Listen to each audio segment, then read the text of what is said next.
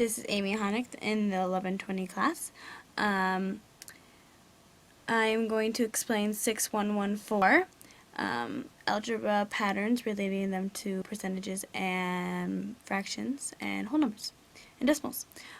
So we should be able to determine equivalences among fractions, decimals, and percentages, select among these representations to solve problems, required skills, understand and be able to solve a problem using division, and understand that what division is and how it applies to everyday life.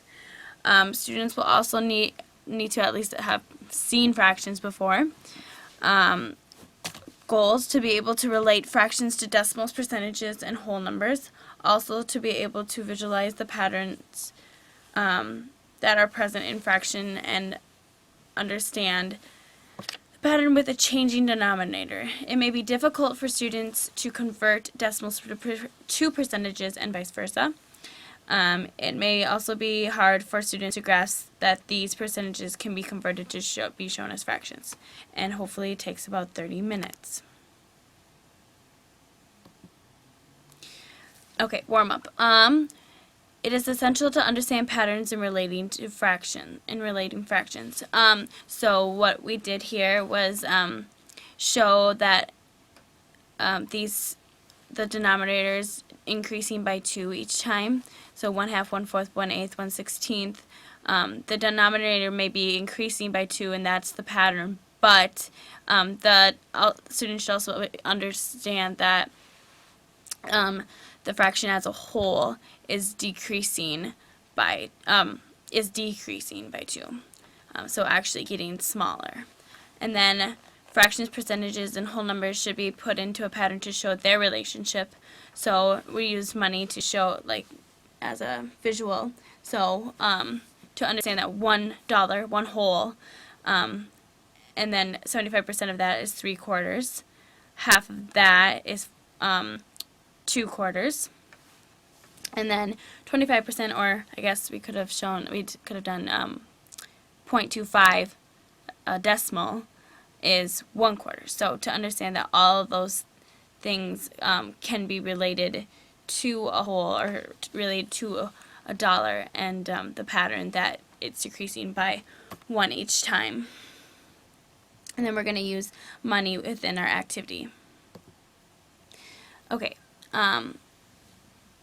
So relating it to everyday life by using money. So showing how dollars can be broken into separate pieces. So 4 quarters, 10 dimes, 20 nickels, 100 pennies, all equal $1.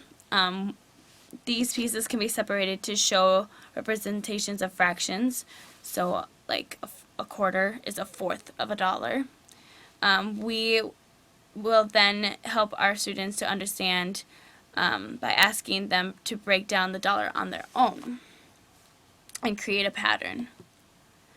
Once students have a firm grasp on how to break down a dollar, we will ask them to incorporate fractions into their process. So use their coins to, like, represent 1/4 of a dollar, and make a pattern from that. And the final goal is to understand the relationship between fractions and percentages.